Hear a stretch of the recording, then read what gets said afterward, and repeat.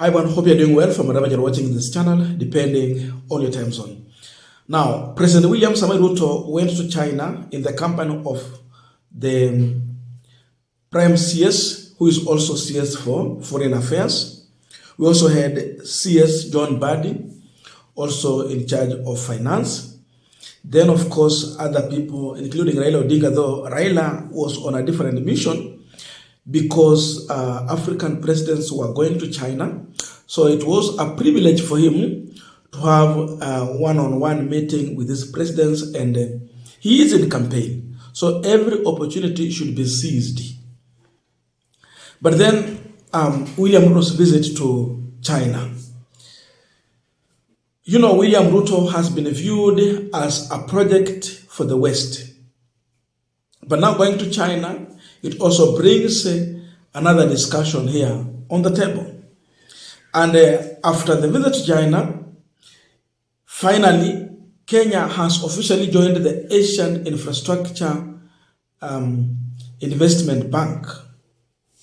They are now partnering with this bank, and this partnership will enable Kenya to secure funding for, number one, infrastructure, number two, climate change, something that Ruto has always been talking about, which has really propelled him throughout. And then number three, technology projects.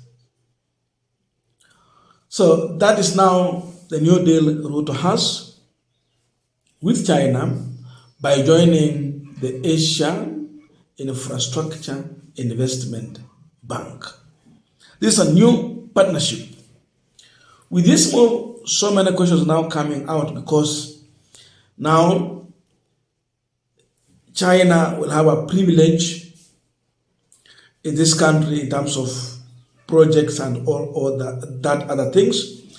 But we know that US, it has also been fighting to also have a stake in the people getting the contracts here in Kenya.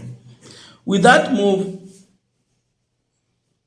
William Ruto finally, he is being viewed as a betrayer to the US government. You know, the US ambassador, Mega Wixman, she has been all over campaigning for investment in Kenya. She has become a Kenyan ambassador instead of being a US ambassador.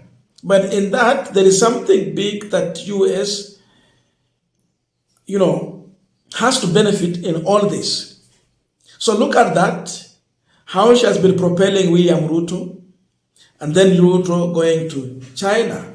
We know China and US, they are fighting for resource control and all those. And you look at the news again, you see Taifa Leo, what they're saying. Kenya yakimbilia mpango wa kando. That is the headline they gave in Taifa Leo. So mpango wa kando, according to them, it is China. Mpango wa haki, it is US. Ruto hand mega road deal to China, drop French farm. That is in Business Daily. So look at that. In this new deal, the emerging issues is that there are major projects in this country that the government is now finally handing over to China. We have Mau Summit Highway. Finally, China will be taking over. We have Nairobi Malaba Road. It's huge. It's a highway. Finally, again, China will be taking over, among other major projects. So you look at that, definitely you see a William Ruto who is now changing and moving to a different direction from what we thought. He is focusing on something different. That is it. And as we continue the panel discussion, just a quick request. For those who are watching and you have not yet subscribed, please consider subscribing. To our returning subscribers, I must say thank you so much. And again, to all our viewers, please give this video a thumbs up. Thank you so much, and back to this discussion. Now, definitely, in China, there is difference because when they give you loan, they don't do a follow-up to find out how you have used the money. Unlike the World Bank and others from West, they will do a follow-up to find really if you have done the intended project or not. So China, they have been able to do so that they attract the African leaders who actually intend to involve themselves in corruption. Like the SGR that was put up, we were told the project, it was doubled in terms of the figures. There was a quotation that was done, but the figures were doubled. So we pay so much expensive. You do a comparison with the Tanzania, different. And Tanzania, they have metro. SGR, the electric. But for them, it is cheaper compared to Kenya, which is so much expensive. So China will not do a follow-up to find out how you spend the money. And either way, for corruption individuals,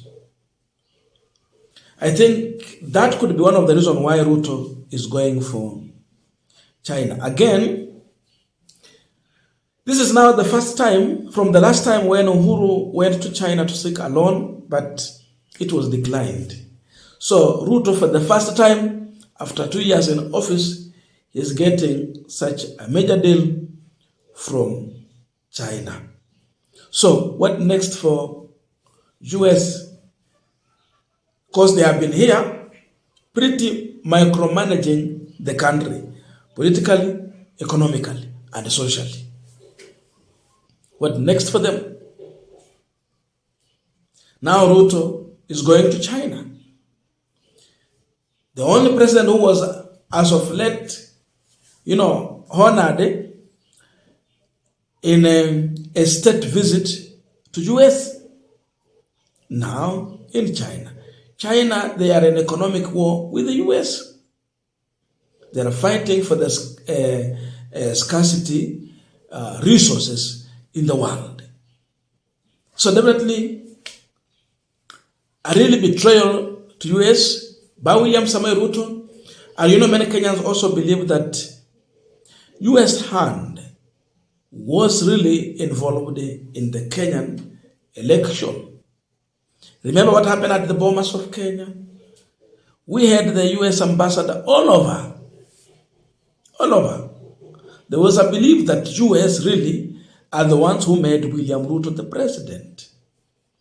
But now their own prodigal son, whom they made president, is heading, seeking help from their enemy.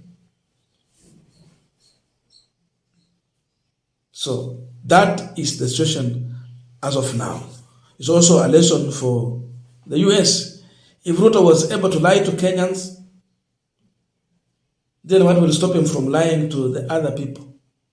He can lie to everyone. So how did they trust him? How did they trust him? Now, when we have major projects going on, that is also how the politicians normally open door for looting. But if you don't have major projects taking place, you will not hear about corruption. Corruption will happen when you have active projects. So these people have gone for development, but we know they are opening also doors for corruption. Above all, we are struggling as a country. Was it the right time to go and seek for more loan? I think not. The main thing we should be focusing on is to pay the previous loans and have a manageable budget that will not be, a burden to Kenyans, because financially we are constrained. We are in financial constraint. We are suffering. Their aim is to raise more funds through more taxation. So when you go for loan, it is more taxes. That is it. But what Ruto was supposed to do, it was to deal with the projects that already were initiated, the projects that were already going on, but not to initiate new projects. Then after that, he can think of if he can get second term, of which is very hard because we have other teams emerging, Akina Morara, Gen Zs want to stamp the authority in Kenyan politics. Kuna Marco Ule, kuna Wakenya wengi tu. So he was supposed to deal with the stalled projects, but not initiate new ones. But it seems he's focusing on borrowing more. So more borrowing, more taxation. So that's the situation right now.